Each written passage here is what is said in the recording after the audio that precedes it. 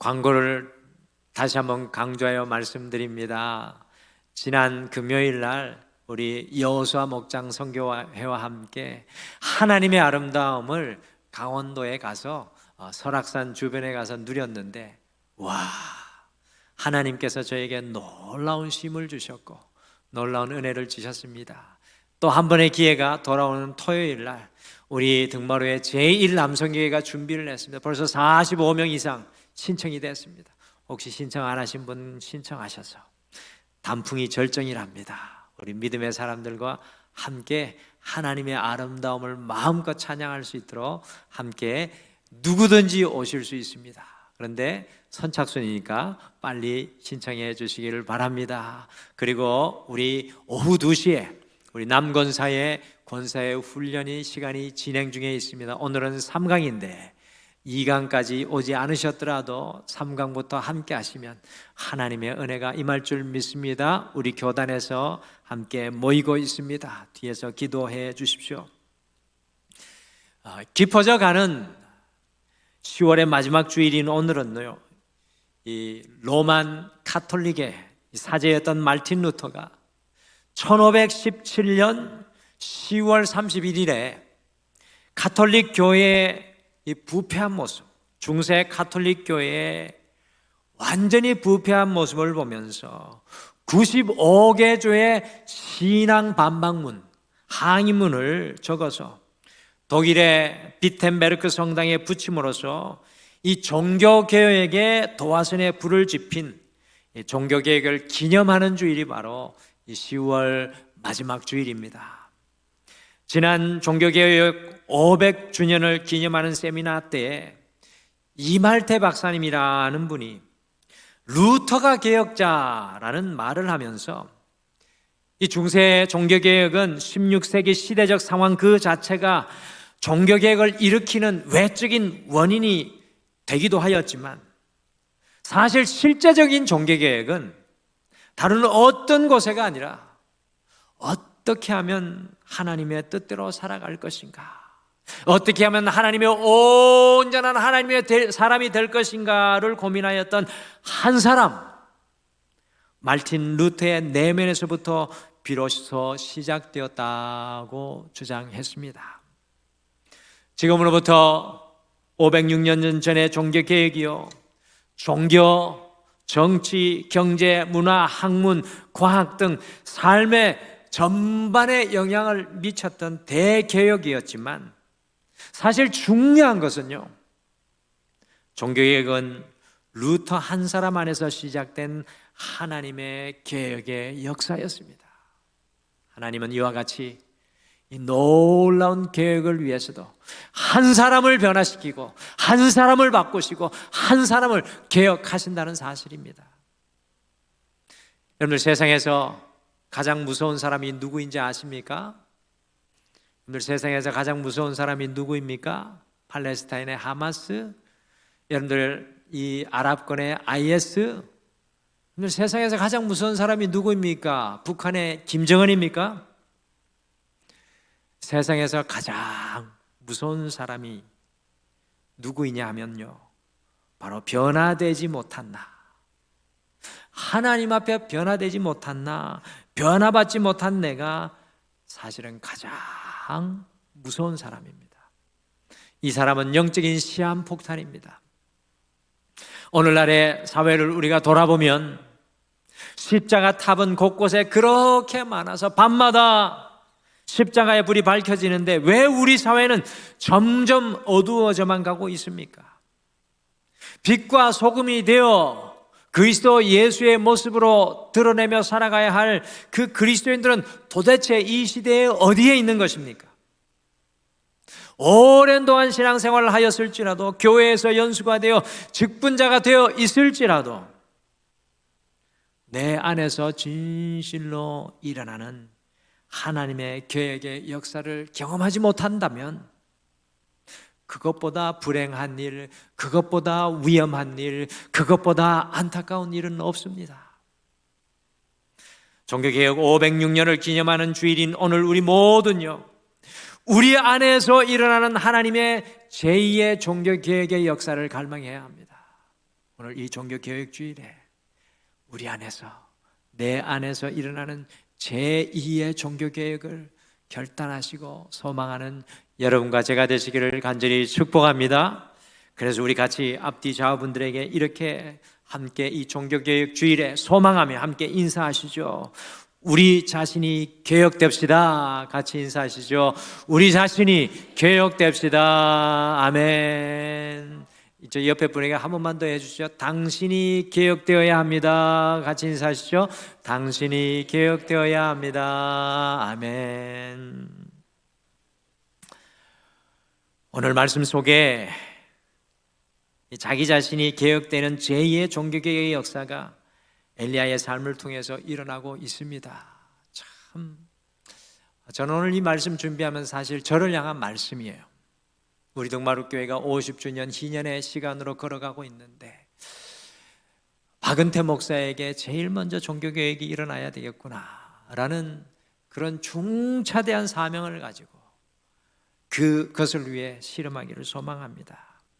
그래서 기경 44번째 이 종교개혁 주일에는요, 엘리야의 개혁이라는 제목으로 위대한 선지자 이 엘리야 안에 어떻게 제2의 개혁의 역사가 그의 삶 속에서 일어나는지 우리가 함께 살펴보시면서 우리의 삶에도 하나님께서 주도하시는 놀라운 개혁의 역사가 일어나서 우리의 삶의 물꼬가 달라지고 우리의 삶이 변화되고 우리의 삶 속에 하나님의 역사들이 시작되는 놀라운 역사들이 일어나시기를 간절히 축복합니다.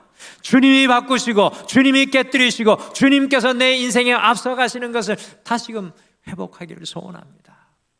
그 교회가 등마루 교회가 되기를 간절히 축복합니다. 첫째 개혁은요, 나의 형편이 아니라 주님의 일하심을 바라볼 때 일어납니다. 개혁은 나의 형편이 아니라 주님의 일하심을 우리가 바라볼 때 일어납니다. 앞에 화면에 보시는 그림의 동상은요, 지금 현재 이스라엘의 갈멜산 위에 세워져 있는 동상입니다. 오늘 함께 읽으신 열왕기상 19장 앞에 나오는 배경인 열왕기상 18장의 내용을 고스란히 담고 있는 동상으로 엘리야 선지자가 갈멜산에서 850대 1의 바알과 아세라 선지자와 대결하고 놀라운 승리를 한 이후에 동상 밑을 보시면 바알 선지자를 한 발로 밟고 칼을 들어 죽이는 승리의 장면입니다. 이것이 갈멜산에 가면 동상으로 턱하니 세워져 있습니다. 갈멜산 꼭대기에서 엘리야가 제물을 드리고 기도할 때 하늘에서 불이 임하는 역사가 12동이나 더 되는 물을 갖다 부었음에도 하늘에서 불이 임하여 하나님의 제단을 불살라 버렸습니다. 저는 우리 등마루교회 그와 같은 역사가 일어나기를 간절히 축복합니다. 우리의 인생이 아무리 질척하고 우리의 인생이 아무리 세상의 물로 젖어 있더라도 하나님의 불이 우리 등마루교회 성전에 임하여 우리 교회의 성전이 살라지는, 우리의 심령이 살라지는 역사가 일어나기를 간절히 축복합니다.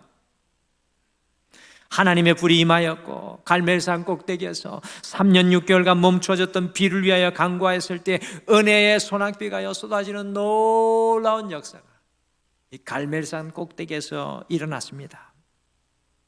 더 놀라운 것은 갈멜산 꼭대기에서 세상의 최고의 힘과 권력을 자랑하던 아합과 바알과 이세벨을 눌러 이기는 역사가 경험됩니다.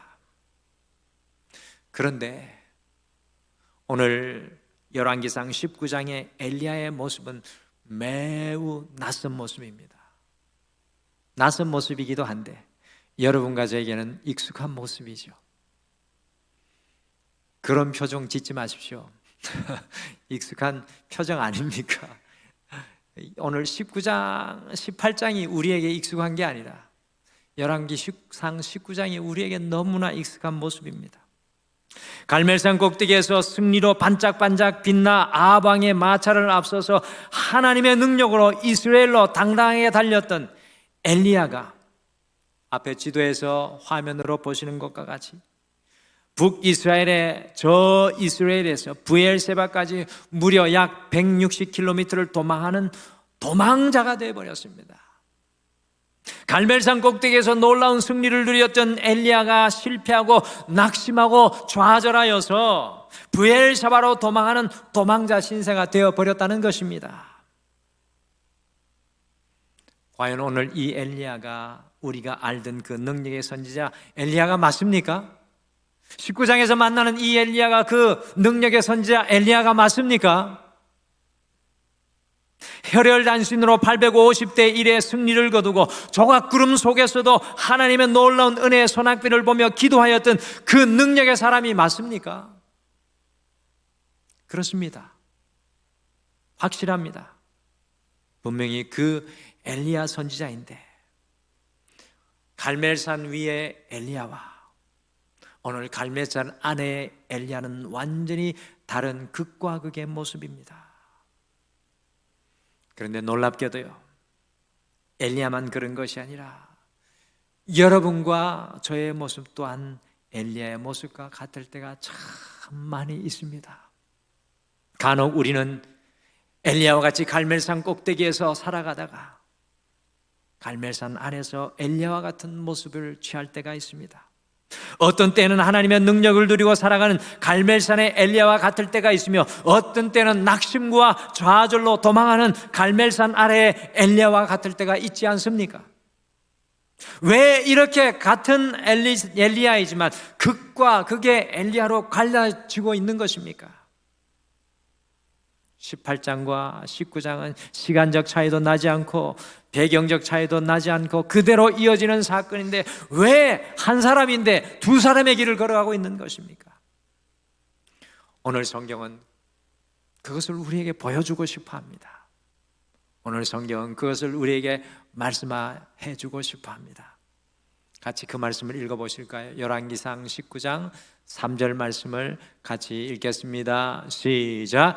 그가 이 형편을 보고 일어나 자기의 생명을 위해 도망하여 유다에 속한 브엘세바에 이르러 자기의 사환을 그곳에 머물게 하고, 그가 이 형편을 보고 갈멜산 위에서 아무리 하나님의 능력을 베푸고 승리하였어도 아합과 이세벨이 변하지 않고 오히려 2절 말씀과 같이 이세벨 여왕이 살기 등등하여서 엘리야를 반드시 죽일 것이라고 하자요. 엘리야가 그 형편을 보고 일어나서 자기 생명을 위하여 도망하고 말았습니다.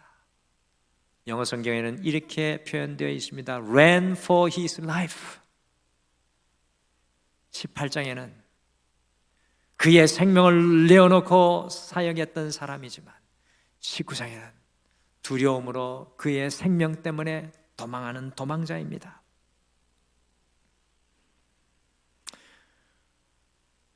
그의 형편을 보고 일어나 자기 생명을 위해 도망하고 말았습니다. 여러분, 우리의 인생의 무너짐은 한순간입니다. 회복과 부흥과 계획에서 물러나 도망가는 엘리야가 되어버리는 것은 한순간이었습니다. 그것은 바로 엘리야가요, 하나님의 일하심을 바라보지 못하고 자신의 형편만 바라보았을 때이었습니다. 여러분, 우리가 가만히 성경을 묵상해 보면 엘리야의 형편이 좋았던 때가 언제 있었습니까? 생각해 보십시오. 여러분과 저의 형편이 정말로 기뻐 날뛸 정도로 늘 좋았던 때가 언제였습니까? 엘리야를 보십시오. 홀로 아합 왕에게 3년 6개월의 가뭄을 예언하라고 할 때 엘리야의 형편은 죽느냐 사느냐의 형편이었습니다. 그러나 엘리야가요, 하나님의 일하심을 바라보고 나아갔습니다. 그때 엘리야가 담대하였습니다. 엘리야가 도망하여서 그리 시내가에 숨어서 여러분들, 저 미천한 까마귀가 가져다 주는 음식을 먹고 그리 시내가에 말라가는 물을 마시며 연명할 때 그의 형편은 어땠습니까? 그럼에도 불구하고 엘리야는 하나님의 능력의 손을 바라보았습니다. 이방 여인인 사르밧 과부의 집에 피신하여 아무것도 없는 여인에게 내게 먹을 떡을 내놓으라고 했을 때 엘리야의 형편은 어땠습니까? 비참했습니다. 자기가 도와야 할 여인을, 그 여인의 집에 가 그 떡 하나를 먹고 죽을 것을 기다리는 그 여인에게 떡을 달라고 하는 엘리야의 모습, 비참한 모습입니다. 그러나 하나님의 손을 의지하였을 때 기름병에서 기름이 끊어지지 아니하는 놀라운 역사를 경험했습니다. 850대 1의 대결은 어떠합니까? 자살 행위가 아닙니까? 자기를 죽이는 자살 행위 아닙니까? 도저히 비가 오지 않을 것 같음에도 갈멜산 꼭대기에서 엘리야가 기도할 수 있었던 그 이유는 무엇입니까? 그것은 그의 형편이 아니라 하나님의 일하심, 하나님의 손을 바라보았기 때문입니다. 사랑하는 성도 여러분, 우리 안에 부흥과 개혁은요, 우리의 형편이 아니라 우리 하나님의 일하심, 우리 주님의 손을 바라볼 때 일어나는 것입니다. 오늘 종교 개혁의 기치에는 라틴어로 솔라라는 말이 붙어 있습니다. 솔라라는 말은 오직이라는 뜻입니다. 오직 하나님의 일하심을 바라볼 때 개혁의 역사가 시작됩니다. 갈멜산 위에 엘리야는 하나님의 일하심, 하나님의 손을 바라볼 때 바알과 아세라 선지자를 무너뜨리는 놀라운 계획을 이루어냈습니다. 사실 우리의 형편을 바라볼 때 우리는 아무것도 할 수 없습니다. 여러분의 인생의 형편을 바라보십시오. 무엇을 하실 수 있습니까?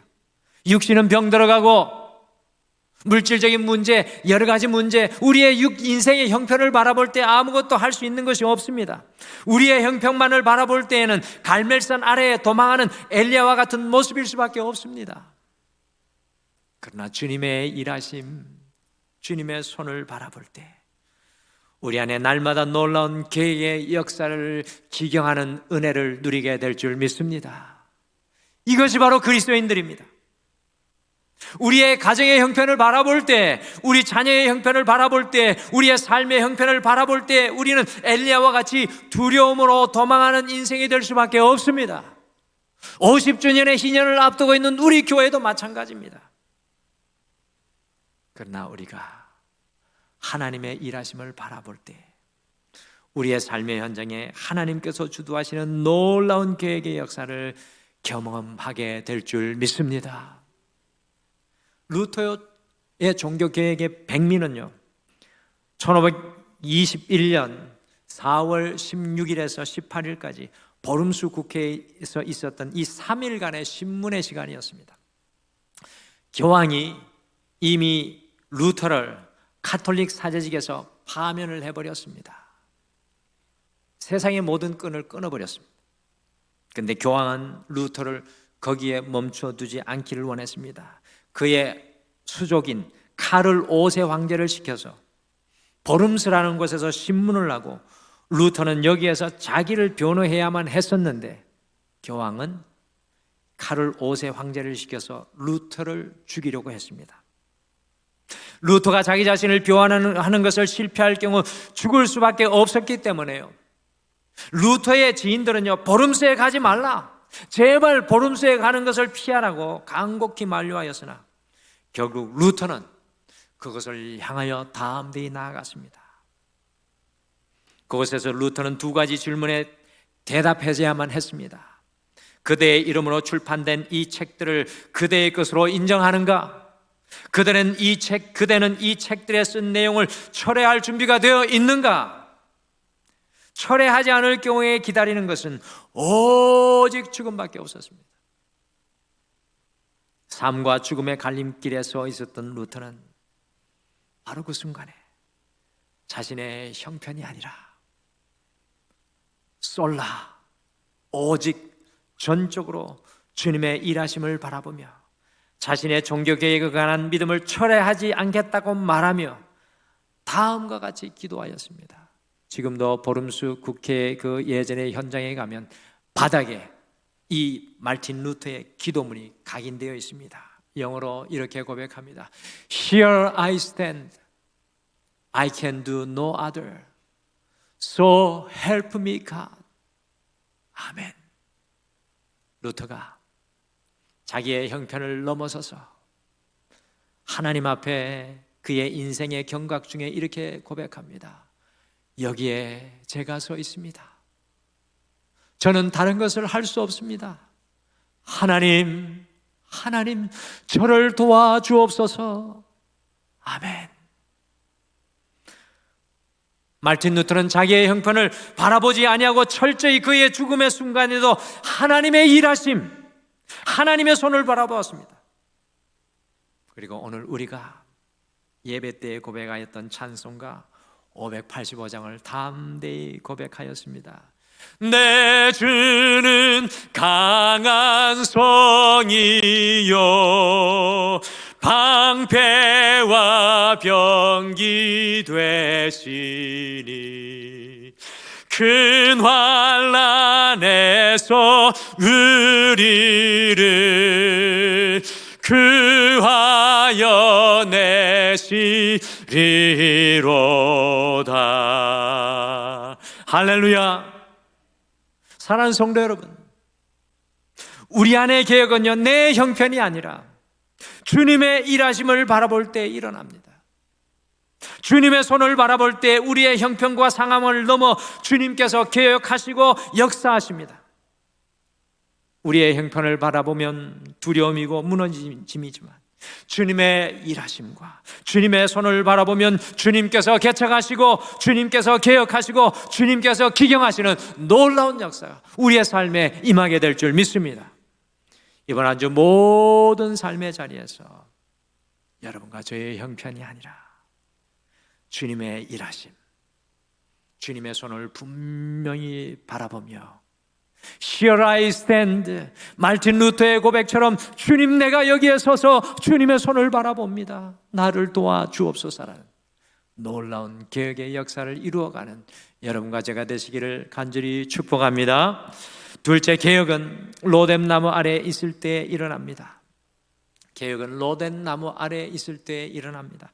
열왕기상 17장, 18장, 19장 사이에 보시면 예레미야는 3년 동안 사마리아 성에서 그리시네가로, 그리시네에서 시돈, 곧 지금의 레바논의 과부의 집으로, 그리고 갈멜산으로, 브엘세바로, 네게브의 사막의 로뎀나무 아래 무려 6번이나 어마어마한 그 여행을 하며 삶의 거주지를 위기 가운데, 매 순간의 위기 가운데 옮겨 다녔습니다. 엘리야는 육체적으로 전혀 힘을 얻을 수 있는 시간이 없었습니다. 엘리야는 엄청나게 분주하게 바쁘게 스트레스 속에 하루하루를 살았습니다. 엘리야가 영적인 침체와 심리적인 우울감으로 무너질 수밖에 없었던 이유 중에 하나는 너무나 정신없이 바빴기 때문이었습니다. 돌아봄이 없고 쉼이 없는 엘리야의 삶에는 영적인 침체라는 정거장이 그를 기다리고 있었던 것입니다. 이런 엘리야가요, 모든 것을 자포자기하고 광야로 도망하여 로뎀나무 아래로 들어가게 되었습니다. 그런데 놀랍게도 그 로뎀나무 아래에서 하나님의 치유의 역사, 하나님의 제2의 종교개혁의 역사가 엘리야에게 일어났습니다. 같이 열왕기상 19장 5절 말씀을 같이 읽으실까요? 얼마나 따뜻하고 얼마나 위로가 되는 말씀인지 알 수 없습니다. 같이 읽겠습니다. 시작. 로뎀나무 아래 누워 자더니 천사가 그를 어루만지며 그에게 이르되 일어나서 먹으라 하는지라. 하나님께서는 쉼없이 달려온 엘리야의 인생을 보면서 먼저 쉬게 하십니다. 그런 이후에 천사를 보내어 가지고 그의 육신을 어루만지고 먹게 하셨습니다. 얼마나 피곤했든지 엘리야는 천사의 마사지를 받고 음식을 먹고 또 잠드니까요, 두 번째 천사가 또 와서 엘리야를 부드럽게 어루만지고 음식을 먹게 하였습니다. 여러분들, 결혼을 해서 너무나 어렵게 결혼생활을 하다가 친정에 가면 어머니께서 하시는 말이 있습니다. 온 딸은 본체 만체하며 부엌에 서서 어머니가 묻습니다. 밥은 먹었냐고 물으시고 맛있게 밥을 하며 밥 먹으라고 어머니가 딸들에게 이야기하십니다. 아버지들이 지친 자녀들을 향하여서 밥은 먹었냐고 하십니다. 사랑하는 성도 여러분, 누가 아프고 힘들 때 무작정 충고하지 마십시오. 너 회개하고 기도해야 된다고 하지 마시고 우리 하나님처럼 밥 먹으라고 해야 합니다. 기억하십니까? 탕자가 집 나갔다 돌아왔을 때 아버지는 큰 아들이 한 말처럼 저 허랑방탕한 것이라고 말하지 않고 송아지 잡아서 밥 먹으라고 말씀하셨습니다. 베드로가 예수님을 3번 부인하였지만 예수님께서 베드로를 다시 만났을 때 너 왜 나를 3번이나 부인했느냐고 묻지 않으시고 숯불을 피워 고기를 굽고 떡을 만들어 밥 먹으라고 말씀하셨습니다. 우리 자녀들이 대학 가서 기숙사에 있다가 몇 개월 만에 집에 오면 학점 뭐 받았는지 묻지 마시고 꼭 껴안아 주시면서 자녀들이 제일 좋아하는 것 해놓고 아들아 딸아 얼마나 힘들었니? 밥 먹으라고 해야 합니다. 이 이야기는 저한테 하는 이야기입니다. 제 딸이 이제 겨울에 올 텐데 딸을 꼭 껴안고 이빨을 강하게 물고 얼마나 힘들었니? 학점은 물어보고 싶지만 밥 먹으라고 이야기해야 될 것 같습니다. 남편과 아내들이 밖에서 얼마나 지치고 힘이 드는지 아십니까? 조언하려 하지 말고 내 말 보태려고 하지 말고 세상에서 가장 사랑이 담긴 음식을 준비해 밥 먹으러 가곤 하는 그것처럼 더 좋은 말은 없습니다. 우리 등마룻교회 이런 권사님 집사님이 많습니다. 밥 먹으라고 해서 점점 배가 나올 것 같은 역사가, 우리 부교육자들 배 나오는 거는 우리 성도님들 뭐라고 하시면 안 되는 게 밥 먹으라고 위로해 주는 분이 너무나 많은 좋은 교회이기 때문에 그렇습니다. 여러분들, 이 무너짐의 시대를 살아가는 우리에게 정말로 필요한 것이 바로 이 로뎀 나무 아래입니다. 누군가의 어루만짐과 누군가의 사랑이 정말로 필요한 것이 오늘 이 시대를 살아가는 지금 이 순간입니다. 여러분들 그렇지 않으세요? 오늘 마음속에 손 들어보세요. 로뎀 나무가 내게 필요합니다. 저는 2손 들고 싶습니다. 광야 사막의 로뎀 나무는 어떤 나무입니까? 사진에 보시는 로뎀 나무는요, 광야 사막에서 겨우 1m, 크게는 2m가량 자라는 나무입니다. 이거는 그래도 풍성한 겁니다. 저거보다 더 빈약한데요, 사람이 들어가 누우면 간신히 그늘에 몸을 피할 정도의 그늘을 제공하는 보잘것없어 보이는 나무입니다. 그런데 중요한 것은 광야 사막에서는 이 로뎀 나무 아래에서 살인적인 햇볕을 피하지 않으면 살 수 없다는 것입니다.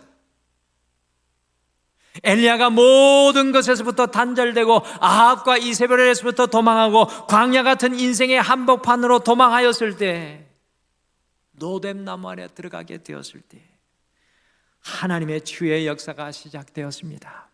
세상의 것을 끊어버리고 세상에부터 돌아나와 그는 인생의 마지막 단계 로뎀 나무 아래에 들어간다고 생각했는데 그 로뎀 나무 아래가 주님의 사랑의 그늘이었습니다. 주님께서 엘리야를 만지시고 주님께서 엘리야를 먹이시고 주님께서 엘리야를 마시게 하셨습니다. 로뎀 나무는 바로 우리 주 예수 그리스도이십니다. 우리 개혁의 시작은 광야 같은 인생 속에서 로뎀 나무이신 예수님께 피할 때 비로소 시작됩니다. 세상 그 어느 누구도 오늘 이 무너진 엘리야를 살려낼 수 없습니다. 오직 로뎀 나무 아래에서 엘리야가 주님의 그 그늘 아래에 쉴 때 주님이 만지시고 주님이 세우시는 역사를 경험할 때 엘리야가 다시 회복되고 개혁되는 역사가 일어났습니다.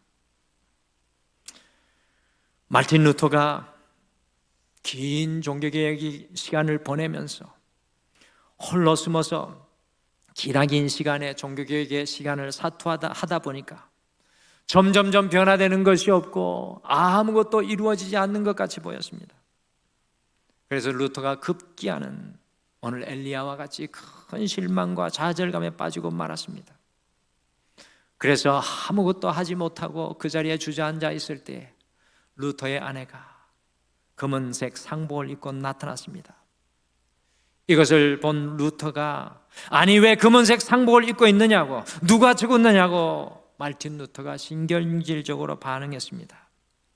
그랬더니 루터의 아내가 당신이 믿는 하나님이 죽으신 것 같기에 제가 상복을 입은 것입니다 라고 고백했습니다.